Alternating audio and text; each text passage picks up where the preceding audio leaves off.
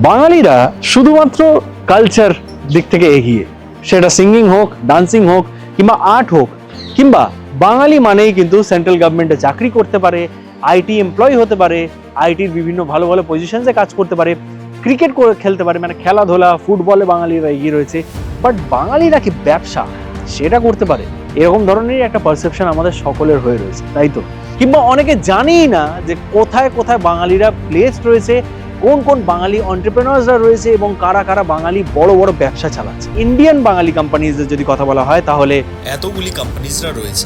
Global বাঙালি যদি on company কথা বলা হয় তাহলে বোস কর্পোরেশন। শুধু তাই নয়, টিসিজি গ্রুপ মানে দ্য চ্যাটার্জি ইন্টারন্যাশনাল গ্রুপ, যেটা নিউ ইয়র্ক হেডকোয়ার্টার, সেটাও কিন্তু একজন বাঙালি চালান। তো সত্যি কি বাঙালিরা ব্যবসা করতে পারে না, নাকি এই পারসেপশনটাই ভুল তৈরি করে মাথার মধ্যে ফিট করে রাখা হয়েছে?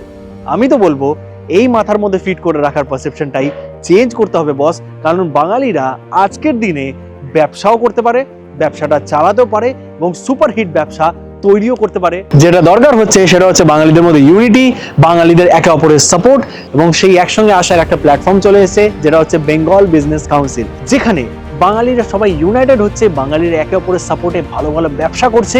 এবং এই বছর বেঙ্গল বিজনেস কাউন্সিল নবজাগরণ 4.0 করছে।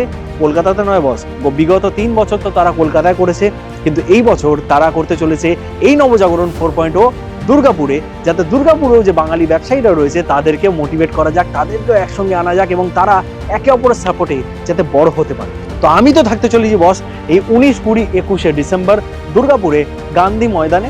আপনাদেরকেও সেখানে আসতে হবে। তো দেখা হচ্ছে আপনাদের সঙ্গে 19, 20, 21 গান্ধী ময়দান দুর্গাপুরে নবজাগরণ 4.0 তে।